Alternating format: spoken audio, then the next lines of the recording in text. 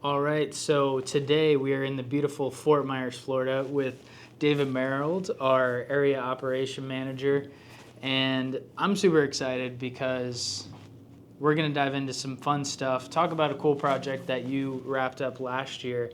And this is mainly for you building owners, commercial building owners, HOA presidents, people who have multiple buildings, because we know when you're in a situation and you need to get your roof replaced, like that can be a stressful and overwhelming process. But fortunately for you, David has a ton of experience in that area, and we really just want to give you as much valuable information as possible. So make sure you stick around to the end.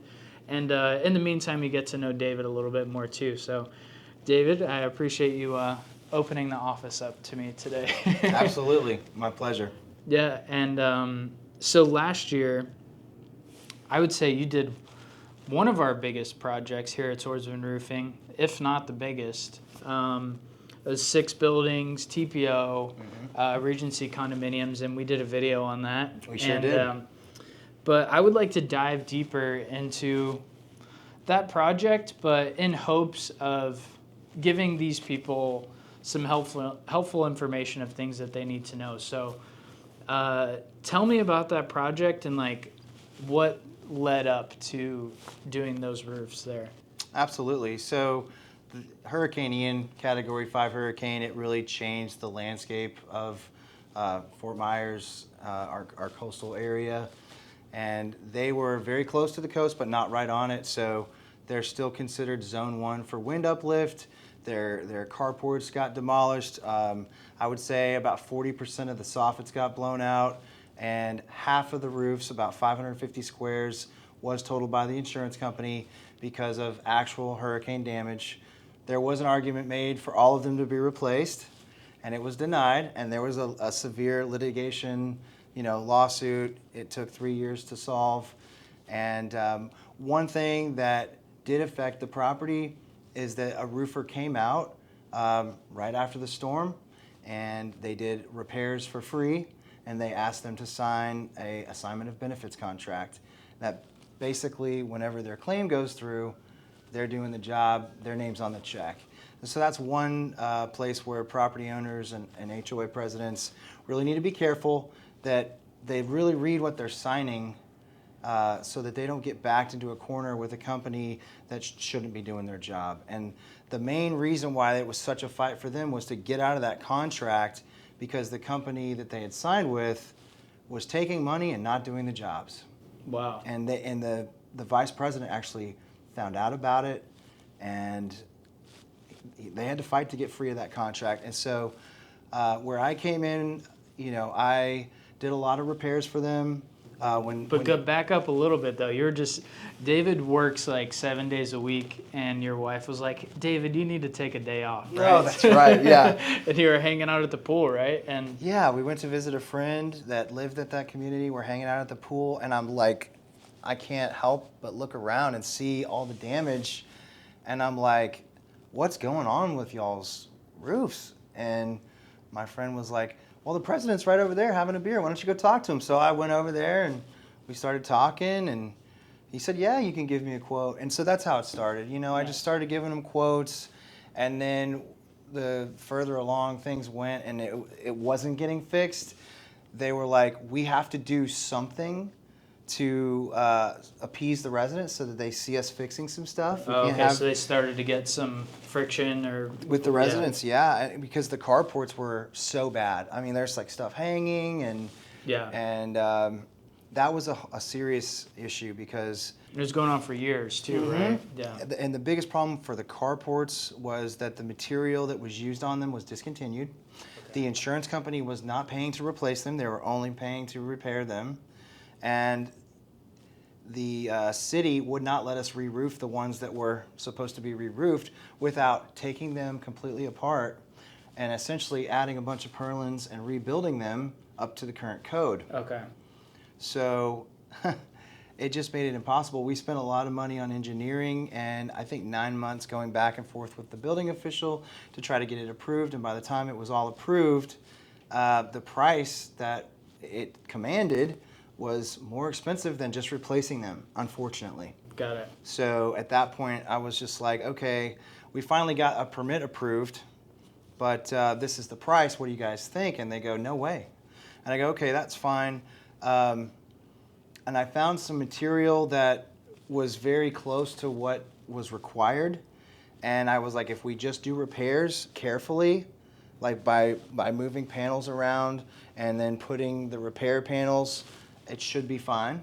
And, but you're signing off on that, And so we repaired the carports at a fraction of what the insurance paid because we were just doing the repairs. Okay. And so they were able to save that money and push it towards other things, to the soffit repairs and to the roof. Got it. Okay, and backing up just a little bit, to be honest, I forget the term that other roofer made them sign. What's that called? It was like an assignment of benefits contract. Okay, so to somebody who owns a building, let's say they have some type of storm damage, what should they have done initially? Just getting somebody to take photos and then go through the insurance process, or like where could they have done That's a great better? question. So I think the simplest way to answer that is, yes, you need to take photos. It starts with an inspection right away with detailed photographs, and then for any actual holes in the roof, they need to be temporarily repaired. But you need to document before, and then Yeah. you need to do a temporary repair, unless it's just too large, and then that is a challenging thing. But you still have to do some kind of a temp repair. Got it. Okay. And then that way you have the opportunity to protect your building because you're responsible for mitigating damage. Like if you're fighting an insurance claim for any length of time and you have an active leak and it's getting worse and worse and worse, well, the insurance company is not going to pay for the interior damage because they look at the loss as a specific date. Okay. So that's the one thing that a lot of people need to realize. You don't go to get new tires on your car and expect your insurance to pay for it. No, they wear out over time. You go and buy new tires. So if you have new tires and you get into an accident and they blow, the insurance would pay for your tires. It's the same thing with your roof. Your roof has to remain in serviceable condition, and if a storm comes along and damages it, that's when the insurance is going to pay. Okay. And even if you have a clear-cut case, they're still probably going to drag their heels. So, honestly, us as roofing contractors, we can submit estimates and give it to the insurance and give them photographs, meet them on site. Our job is to get them to agree on the scope, and then the pricing is set by Xactimate, so it's an industry standard. Yeah. So once we set the scope, then it's priced in Xactimate. We can kind of fight them on the lines in Xactimate based on what's valid, what it's actually going to take to do the job. A lot of times Xactimate on commercial projects doesn't necessarily account for everything that you're going to need. And so if you have a contractor that really doesn't know what they're doing within Xactimate or within commercial roofing, it can be a recipe for a disaster, So definitely getting the 3 bids is a good option. We can put bid items within Xactimate to make up for some line items that are not there, but we just have to be selective on how we do it. And one way that we do it is by having a quote for whatever it is that we need, or a couple of them, and then they'll just take the lowest and put it in that line. Got it. And so that's how we can kind of overcome some of the financial pitfalls in these multifamily and commercial projects. Very cool. And I feel I'm not very knowledgeable on it, but I was on a commercial property in Texas last week, and I think they were having some issues with that where insurance may have missed something and they had to come back and fight it to get that supplemented. Mm-hmm. So is that an example of kind of what could happen where they miss certain things, or? Absolutely. And the main thing with the supplements, it's going to be unforeseen conditions. Okay. And code upgrades. Got it. That's typically what you're going to be supplementing, unless it's a tile roof, because I'm pretty sure almost every insurance adjuster that's going to come out is going to put a repair in for the tile roof. A lot of the tile roofs are not repairable because we can't find the tile, because the manufacturer's tile molds have changed, and so there's a fight there pretty much on every tile job. Nice. I heard not nice, but okay. Yeah. Understood. That's going into that, if you guys want to learn more about roofing systems and things like that, you can check out our channel, because I feel like we could totally get into the weeds as far as roofing systems go. And Sure. we touched on TPO that you used on that project, but I guess outside of like diving deep into the roofing system itself, was there anything that you learned on that project that you feel could be helpful to somebody, or something to kind of look out for if they're in this situation? One thing that I thought was interesting, that was kind of a nuance for me, was that there was several units in each building. And so when we went to the permit office, we had to pick one of the units to file the permit on. Well, until the permit is closed out, that unit can't be sold. Okay. So, people buy and sell stuff all the time. And it's just something that I think needs to be thought out. If as a board member, if you're going to go ahead and do a project, you need to visit with your residents and say, hey, are you thinking about selling anytime soon? Because if you are, then instead of using your house number, the building department wants the closest one to where it's happening. Right? Okay. So a lot of times people will pick the first one or a middle one, whatever. But if Mr. Jones is going to be here forever and Mr. Smith is selling in 3 months, let's use Mr. Jones's house or address to pull the permit on, because it takes some time to do these commercial roofs and get them closed out. Yeah. And speaking of permits, I remember you speaking about how you need to have a good relationship with the building department. And if you don't, that can cause a lot of trouble and a lot of delays. What does that mean? How do you actually have a good relationship with the building department compared to, I'm just trying to put myself in the building owner's shoes, like the property owner's shoes, of like, how are they able to tell between roofer A and roofer B of like, who should I go with as far as like that aspect of it? Does that make sense at all? That makes perfect sense. And a lot of roofers drag their feet applying for permits, or they don't really know what they're doing. And it's really challenging. I don't know how, as a building owner, I would identify that. Yeah. But I guess I would ask them if they have someone that they use that specifically does the permits. And, you could have a conversation with them or send them an email and see how fast they get back to you. That's one test that you could do. So it's kind of like pattern recognition, is like Yeah. communication almost. Maybe? Yeah, communication. Like if you're dealing with a representative that's getting back with you quickly, I think that's kind of showing of how the entire experience is going to be. That there's going to be prompt service. That they are going to handle your needs as quick as possible. And then, as long as you're not doing like a serious code upgrade or some structural changes, a re-roof permit is pretty standard as long as the paperwork's filled out correctly. Yeah. Okay. One thing that we also did on the Regency was we excluded the HVAC, and so that way that the Regency was able to get a better price working directly with the mechanical contractor. They have the experience pulling the permits to bring the units up to code. Everything was set on curbs, and it had to go on stanchions, and it had to be a minimum of 24 inches off the surface of the roof. We were raising the surface of the roof with the tapered system, so all that had to be accounted for. And then we had to coordinate with the mechanical contractors to peel back the decking so that they could access the framing to bolt the stanchions in correctly. Nice. And it worked out.